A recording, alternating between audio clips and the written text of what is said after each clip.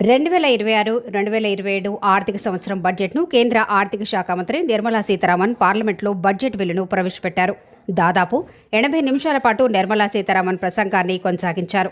బడ్జెట్లో వివిధ రంగాలకు సంబంధించిన బడ్జెట్ను ప్రవేశపెట్టారు. ఈ అంశం నేపథ్యంలో వ్యాపారవేత్తలు, ఏపీ టూరిజం అసోసియేషన్ అధ్యక్షులు మరియు Laghu Udyog Bharat joint secretary doctor Kakani Tarun మరియు all India chilli exports association అధ్యక్షులు మరియు లఘు ఉద్యోగ భారతీ ఉమ్మడి కృష్ణా జిల్లా ఎన్టీఆర్ జిల్లా అధ్యక్షుడు వెలగపూడి సాంబశివరావు మరియు ప్రముఖ వాణిజ్య నిపుణులు, గుణదల మండలం బీజేపీ పార్టీ సీనియర్ నాయకులు మీడియాతో ముచ్చటించారు. కనుక తీసుకుంటే ఈరోజు పార్లమెంట్లో అయితే నిర్మలా సీతారామన్ గారు, ఆర్థిక శాఖ మంత్రి అయినటువంటి నిర్మలా సీతారామన్ గారు ఈరోజు బడ్జెట్ ప్రవేశపెట్టడం జరిగింది. అయితే సామాన్యులకు కూడా అందుబాటులో ఉండే విధంగా చాలా మార్పులు చేర్పులు కూడా చేయడం జరిగింది. అసలు ఎలా ఉందంటారు ప్రస్తుతం పరిస్థితి? అసలు అంటే ముఖ్యంగా ముందుగా మా నిర్మలా సీతారామన్ గారికి శుభాకాంక్షలు తెలుపుతున్నాం. ఎందుకంటే ఆవిడ మొట్టమొదటి మహిళా రిప్రజెంటేటివ్గా ఆవిడ బడ్జెట్ అత్యంత అధిక అయినటువంటి సార్లు ప్రవేశపెట్టినట్టు మహిళగా ఆవిడ రికార్డు నెలకొల్పారు. మరి దాదాపు అన్ని వ్యక్తులతో కూడా, అందరి వ్యక్తులతో కూడా పోలిస్తే కనుక మూడవ వ్యక్తిగా ఆవిడ ఉన్నారు. చిదంబరంతో పాటు సమానంగా ఇవాళ ఆవిడ రికార్డు కూడా బ్రేక్ చేయడం జరిగింది. ఈ బడ్జెట్లో 2026-27కి సంబంధించి ముఖ్యంగా రైతులకు కానివ్వండి, అలాగే ఫార్మాకి కానివ్వండి, టెక్స్టైల్ రంగానికి కానివ్వండి, టెక్నాలజీ రంగానికి, యువతకి, మధ్యతరగతి వారికి వీరందరికీ కూడా ఉపశమనం ఇచ్చే విధంగా మంచి బడ్జెట్ భారతీయ జనతా పార్టీ ప్రవేశపెట్టిందని చెప్పేసి అనుకోవచ్చు. ముఖ్యంగా మనం చూసినట్టయితే రైతులకి టెక్నాలజీని అనుసంధానం చేస్తూ భారత్ విస్తార్ అనేటువంటి కాన్సెప్ట్తో ఆర్టిఫిషియల్ ఇంటెలిజెన్స్ని మెలవేస్తూ అటు డ్రోన్ టెక్నాలజీని కూడా వాడుకునే విధంగా రైతులకు మేలు చేసే విధంగా ఉంది. అలాగే టూరిజం రంగానికి సంబంధించి నేషనల్ బాడీని ఒకటి ఫామ్ చేయటం, అలాగే 10,000 మందికి స్కిల్లింగ్ ఆపర్చునిటీ ఇవ్వటం, ఇవన్నీ కూడా టూరిజం రంగాల్లో మరింత బడ్జెట్ గతంలో ఇచ్చిన దానికంటే కూడా 2,500 కోట్ల దాకా రిలీజ్ చేయటం, ఇవన్నీ కూడా మనం చూసినట్టయితే చాలా మంచి పరిణామంగా మనం గమనించవచ్చు.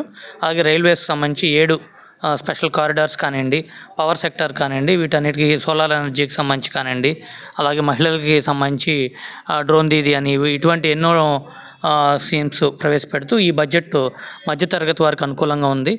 లిథియం అయాన్ బ్యాటరీస్ మీద కూడా ట్యాక్స్ తగ్గించడం ద్వారా ఎలక్ట్రిక్ వెహికల్స్ మరింత ప్రోత్సాహకరంగా ఉండి అది వాతావరణం మీద కూడా, ముఖ్యంగా ఢిల్లీ కాలుష్యాన్ని చెక్ పెడతానికి కానివ్వండి, వీటన్నిటి కూడా ఉపయోగపడుతుందని చెప్పేసి భావిస్తున్నాం.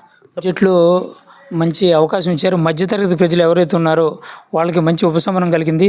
ఏదైతే ఉన్నాయో మహిళలు కానీ, విద్యార్థులు కానీ, అదేవిధంగా ఎవరైతే మధ్యతరగతి ప్రజలకి మంచి ప్రయోజనకరంగా ఈ యొక్క బడ్జెట్ ఉందని చెప్పి చెప్తున్నాం. అదేవిధంగా ఇప్పుడు పెట్టినటువంటి నిర్మలా సీతారామన్ గారు 9వసారి బడ్జెట్ ప్రవేశపెడతాం నిజంగా ఒక రికార్డు. అదేవిధంగా మనం అనుకున్నట్టయితే ఆమె ఒక 2047 కల్లా వికసిత భారత్ లక్ష్యంగా, అదేవిధంగా సమ్మిళిత అభివృద్ధి లక్ష్యంగా దిశగా ఈ యొక్క బడ్జెట్ ముందుకెళ్తుందని చెప్పేసి అనుకుంటున్నాం. ముఖ్యంగా భారతదేశం స్వాతంత్రం వచ్చిన తర్వాత ఇది 80వ బడ్జెట్.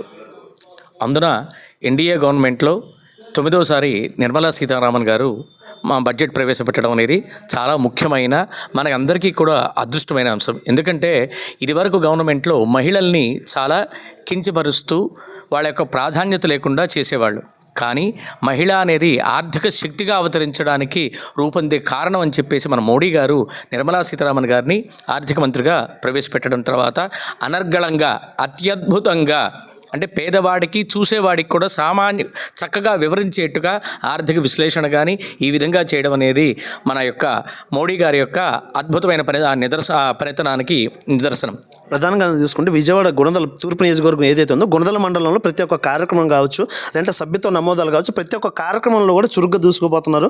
బీజేపీ పార్టీ అధిష్టానం చేపట్టేటువంటి ఆదేశాలు ఏవైతే ఉన్నాయో ఆదేశాల అనుగుణంగా ఉన్నటువంటి నియోజకవర్గ జిల్లా మొత్తం మీద కూడా గుణదల మండలం అనేది ప్రధానంగా కీలక భాగం పోషిస్తుంది, కీలక భూమికి కూడా పోషిస్తుంది ఇక్కడ. అయితే ఈ బడ్జెట్ సమావేశం సంబంధించి గతంలో చర్చలు జరపడం జరిగిందా, లేదంటే అధినేత ఎవరైతే పార్టీ అధినేత ఉన్నారో సామాన్యుల యొక్క పడేటువంటి భారాలు వీటి గురించి చర్చా సమావేశాలు అటువంటి పరిగణనలోకి తీసుకున్నారు? అసలు అంటే ముఖ్యంగా ఆంధ్రప్రదేశ్ రాష్ట్ర బీజేపీ అధ్యక్షులు శ్రీ పివిఎన్ మాధవ్ గారి డైరెక్షన్ మేరకు, అలాగే ఈ జిల్లా ఇన్ఛార్జ్ అయినటువంటి party general secretary Ramesh Naidu గారు, మరి అలాగే జిల్లా అధ్యక్షులైనటువంటి ఎన్టీఆర్ జిల్లా అధ్యక్షులు శ్రీ అడ్డూరు శ్రీరామ్ గారు, వీరందరూ కూడా ఇచ్చినటువంటి దిశానిర్దేశం ప్రకారం ఈ బడ్జెట్ సారాంశాన్ని పూర్తిగా ప్రజలకు అర్థమయ్యే విధంగా ఇక్కడ ఉన్నటువంటి సామాన్యులకి ఏ రకంగా ఇది ఉపయోగపడుతుంది, అట్లాగే చిన్న వ్యాపారస్తులకు ఏ రకంగా ఉపయోగపడుతుంది, రైతులు కానివ్వండి, మహిళలకు కానివ్వండి, యువతకు కానివ్వండి, ఏ రకంగా ఈ బడ్జెట్ వారికి అనుకూలమైన అంశాలని ముఖ్యంగా మనం చూసినట్టయితే కనుక రైతులకి కిసాన్ క్రెడిట్ కార్డులో లిమిట్ పెంచడం కానివ్వండి, అలాగే ఈ బ్యాంకుల ద్వారా లోన్ రావటం కానివ్వండి, మరి ఎంఎస్ఎంఈ పరిశ్రమలకి రాయితీలు ఇవ్వటం కానివ్వండి, ఇవన్నీ కూడా ప్రతి ఒక్క సామాన్య పౌరుడి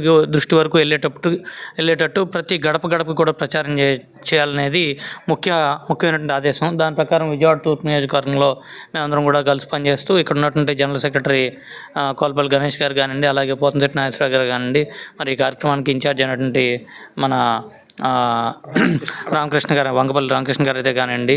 సో అందరం కూడా కలిసి పనిచేసి ఇక్కడ దాదాపు ఈరోజు ఒక 100 మంది దాకా వచ్చి వీక్షించడం వెళ్ళటం జరిగింది.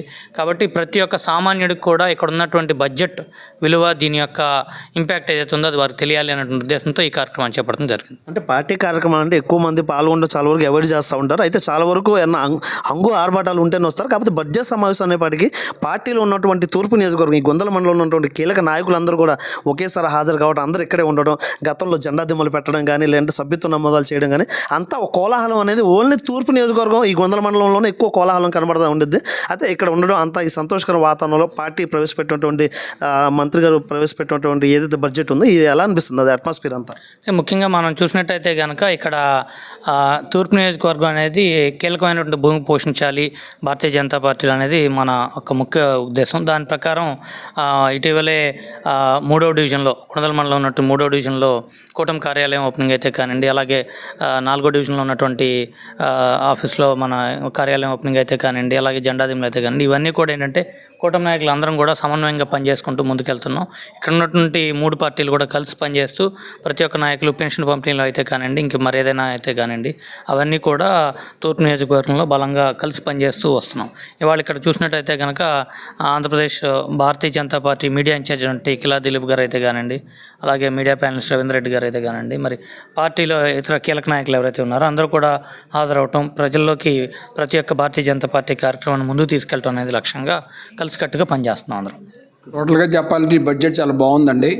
మొట్టమొదటిగా నేను నిర్మలా సీతారామన్ గారికి 9వసారి బడ్జెట్ పెడుతున్నందుకు అభినందన తెలియజేస్తున్నాను.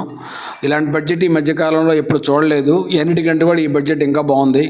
దీంట్లో ఎంఎస్ఎంఈలు కనీసం 10,000 కోట్ల రూపాయలు సబ్సిడీగా ప్రకటించారు, ఫండ్ కానీ ప్రకటించారు. తర్వాత 7 లక్షల కోట్ల రూపాయలు ఎంఎస్ఎంఈల ద్వారా ఇంకా కొత్త పెట్టుబడులు రావాలనే ఉద్దేశంతో ఈ బడ్జెట్ని ప్రవేశపెట్టారు. అలాగే మన ఆంధ్రప్రదేశ్ చూసుకుంటే ఆంధ్రప్రదేశ్ నుంచి 3 కారిడార్లు కొత్తగా వెళ్తున్నాయి. దాంట్లో రైల్వే కారిడార్ కూడా వెళ్తుంది. అదే కాకుండా ఈ షిప్ బిల్డింగ్ యూనిట్ కూడా ఆంధ్రప్రదేశ్లో పెట్టాలని ప్రపోజల్ పెట్టారు. అలాగే వీళ్ళు పెట్టినటువంటి కెమికల్ ఇండస్ట్రీస్లో కూడాను కెమికల్ సెక్టార్ ఒకటి డెవలప్ చేయాలని, ఆ కెమికల్ సెక్టార్లో ఆంధ్రప్రదేశ్కి చాలా ప్రాముఖ్యత ఇవ్వాలని కూడా కేంద్ర ప్రభుత్వం ప్రకటించింది. అంతేకాకుండా మేము ఈ లఘు ఉద్యోగ భారత్ సంబంధించి ఉంటే మేము ఎంఎస్ఎంఈలకు ఎక్కువగా ప్రాధాన్యత వహిస్తాం. లఘు ఉద్యోగ భారత్ చెప్పినటువంటి చాలా ప్రపోజల్స్ని ఇవాళ సెంట్రల్ గవర్నమెంట్ ప్రపోజల్లో వాళ్ళు అంగీకరించారని చెప్పడానికి ఎంతో సంతోషపడుతున్నాము. ఈ బడ్జెట్ వల్ల ప్రస్తుతం చూసుకుంటే ప్రపంచం మొత్తం కూడా వెనకడుగులో ఉంటే మనం 7.2% అభివృద్ధిలో ఉన్నాం. అదే కాకుండా ద్రవ్యోల్బణం కూడా 4% కంటే తక్కువగా ఉన్నట్టుగా మనకు అర్థమవుతుంది. ఇవన్నీ చూస్తుంటే ఈ సెంట్రల్ గవర్నమెంట్ విధానాలు కానివ్వండి, మన స్టేట్ గవర్నమెంట్ విధానాల వల్ల కూడా మా ఇండస్ట్రీ చాలా హ్యాపీగా ఉంది. అంతేకాకుండా ఇక్కడ కూటమి ప్రభుత్వం వచ్చిన తర్వాత ఆంధ్రప్రదేశ్లో కూడా కరెంటు ఛార్జీలు తగ్గించడం, దానివల్ల కూడా ఇండస్ట్రీ చాలా బాగా ఉంది. అంతేకాకుండా సబ్సిడీలు కూడా రిలీజ్ చేశారు. దాదాపు 8,000 కోట్ల రూపాయలు రిలీజ్ చేశారు కూటమి ప్రభుత్వం వచ్చిన తర్వాత. దానికి సంబంధించి సెంట్రల్ గవర్నమెంట్ నుంచి ఆ డబ్బులు మొత్తం ఇక్కడికి సపోర్ట్ ఇవ్వడం జరిగింది. ఆ రకంగా ఈ కూటమి ప్రభుత్వం, ముఖ్యంగా బీజేపీ ప్రభుత్వంలో ఆంధ్రప్రదేశ్లో ఉన్నటువంటి ఇండస్ట్రీస్ కానివ్వండి, రైతులు కానివ్వండి చాలా హ్యాపీగా ఉన్నారని చెప్పడానికి చాలా సంతోషిస్తున్నాం. ప్రధానంగా కనుక చూసుకుంటే ఎంఎస్ఎంఈలకు సంబంధించి కూడా ప్రధానంగా చిన్న పరిశ్రమలు ఏదైతే ఉన్నాయో, చిన్న పరిశ్రమలు ఎక్కువ పెట్టుబడులు పెట్టడం ద్వారా యువతకు ఉద్యోగ కల్పన కావచ్చు, దానికి సంబంధించి కూడా చాలా వరకు కూడా ఆర్థికంగా దేశం అనేది మరింత ఎదగడానికి చాలా దోహదపడుతుంది. అయితే బీజేపీ పార్టీ అధికారంలో ఉన్నప్పటి నుంచి కూడా దాదాపుగా బడ్జెట్ పెట్టి ప్రతి ఒక్క సంవత్సరం కూడా అన్నింటిని దృష్టిలో పెట్టుకొని పెడుతుంది. అయితే ఈ సంవత్సరం ఇండస్ట్రియల్ పరంగా కూడా చాలా వరకు మార్పులు చేర్పులు చేయడం కూడా జరిగింది. దీనివల్ల పరిశ్రమల పెట్టుబడులు ఎటువంటి మార్పులు రాబోతున్నాయి? కొత్తగా తీసుకున్న పారిశ్రామిక విధానంలో ఆర్టిఫిషియల్ ఇంటెలిజెన్స్కి అలాగే రక్షణ రంగానికి చాలా ప్రాధాన్యత ఇచ్చారు. రక్షణ రంగంలో స్వావలంబన సాధించాలని లక్షల కోట్ల రూపాయలు మనం ఇతర దేశాలకి ఆయుధాలు కొనడానికి ఇస్తున్నామని గమనించి ఈ గవర్నమెంట్ వచ్చిన తర్వాత దీంట్లో ఈ ఆయుధ రంగంలో పెట్టే పెట్టుబడులకి చాలా సబ్సిడీలు ప్రకటించారు. అదే రకంగా ఆర్టిఫిషియల్ ఇంటెలిజెన్స్లో భారతదేశాన్ని తలమానికంగా ప్రపంచానికి ముందుకు తీసుకెళ్లాలనే ఉద్దేశంతో ఆ రంగానికి చాలా సబ్సిడీలు ప్రకటించారు. ఆ విషయంలో యూత్ చాలా ఉపయోగపడుతుంది. మనం ఇదివరట్లాగా ఆ దేశానికి ఈ దేశానికి వెళ్ళి ఉద్యోగాలు చేయాల్సిన అవసరం మన పిల్లలకి లేదని మేము చాలా భావిస్తున్నాం.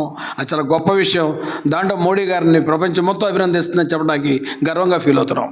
సార్ చెప్పండి, మరో వ్యాపారవేత్త కాకాని తరుణ్ గారు ఉన్నారు. సార్ చెప్పండి సార్, ప్రస్తుతానికి ఈ సంవత్సరం ప్రవేశపెట్టినటువంటి ఆర్థిక బడ్జెట్ ఏదైతే ఉన్నారో అసలు ఎలా ఉందన్న ప్రస్తుతానికి ప్రజల నుంచి ఎటువంటి స్పందన వస్తుంది? అంటే ముఖ్యంగా ఆంధ్రప్రదేశ్ అడ్వెంచర్ అసోసియేషన్ రంగం అధ్యక్షులుగా, అలాగే ఆంధ్రప్రదేశ్ టూరిజం ఫోరం ప్రతినిధిగా కూడా ఉన్నాం. లఘు ఉద్యోగ భారతి ఉమ్మడి కృష్ణా ఎన్టీఆర్ జిల్లాలకి జాయింట్ జనరల్ సెక్రటరీగా ఉన్నాం. కాబట్టి ఇవాళ జరిగినటువంటి ఈ 2026-27కు సంబంధించినటువంటి బడ్జెట్ ప్రవేశం ఏదైతే ఉందో, ముందుగానే ఈ నూతన జిల్లాకి అధ్యక్షులైనటువంటి సాంబశివరావు గారు చెప్పినట్టు నిర్మలా సీతారామన్ గారు ప్రవేశపెట్టినటువంటి బడ్జెట్ ఏదైతే ఉందో అది అన్ని రంగాలకు కూడా అనుకూలంగా ఉంది. ముఖ్యంగా మనం చూసినట్టయితే టూరిజం రంగానికి సంబంధించి సీప్లేన్ రంగం ఏదైతే ఉందో సీప్లేన్ రంగానికి ఊతం ఇచ్చే విధంగా సీప్లేన్ మ్యానుఫ్యాక్చరింగ్కి సంబంధించి కొన్ని రాయితీలు ఇవ్వడం జరిగింది. అలాగే హాస్పిటాలిటీ సెక్టర్ అంటే ఆతిథ్య రంగానికి సంబంధించి కూడా ఒక జాతీయ బోర్డుని ఏర్పాటు చేయటం, అది కూడా చాలా ముదావాహకం అని చెప్పొచ్చు. ఎప్పుడైతే ఆ అనౌన్స్మెంట్ జరిగిందో మనం ముఖ్యంగా హాస్పిటాలిటీ రంగంలో ఉన్నటువంటి వ్యవస్థలు ఐటీసీ కానీ ఏవైతే ఉన్నాయో వాటి షేర్స్ కూడా పైకి వెళ్ళటం మనం గమనించాం. అలాగే మనం చూసినట్టయితే 10,000 మందికి స్కిల్లింగ్ విభాగంలో వారిని అప్స్కిల్ చేసి టూరిజంలో ఆతిథ్య రంగంలో వారిని గైడ్స్గా చేసేటువంటి బాధ్యత తీసుకున్నారు. మరొక ముఖ్యమైనటువంటి అంశం ఏదైతే ఉందో ఈ ఆసియా రంగంలో నుండి బుద్ధిస్ట్ టూరిజం, బౌద్ధ మతానికి సంబంధించిన టూరిజం, ముఖ్యంగా నేపాల్ కానివ్వండి, మన చుట్టుపక్కల ఉన్నటువంటి థాయిలాండ్ కానివ్వండి, వీటన్నిటికీ బుద్ధిస్ట్ టూరిజం ఏదైతే ఉందో ఆ సర్క్యూట్స్ దాదాపు 12 సర్క్యూట్స్ని దేశం మొత్తం కూడా డెవలప్ చేసే విధంగా రూపొందించడం జరిగింది. కాబట్టి దీనివల్ల ఉపాధి మరింత పెరిగే అవకాశం ఉంటుంది. గతంలో కంటే కూడా ఇప్పుడు దాదాపు 2,500 కోట్లుగా ఎక్కువ బడ్జెట్ ప్రకటించడం జరిగింది. కాబట్టి తప్పకుండా టూరిజం రంగం మరింత ఊతం ఇచ్చి మరింత మందికి ఉద్యోగాల కల్పిస్తుందని భావిస్తున్నాం. బడ్జెట్ అయితే చాలా బాగుంది. ఫస్ట్ ఏంటంటే మన ఫైనాన్స్ మినిస్టర్ ఈసారి 9వ బడ్జెట్ రిలీజ్ చేస్తున్నారు. అది we should congratulate her and budget is very good. And ఈ బడ్జెట్లో మన క్యాపిటల్ ఎక్స్పెండిచర్కి 12 లక్షల కోట్లు అలాట్మెంట్ ఇచ్చారు. ఇది అన్నిటికన్నా ఇప్పుడు దాకా ఇచ్చిన బడ్జెట్స్లో highest capital expenditure. So we are expecting it is very good for housing. We hope it will do very good in the housing sectors. Thank you.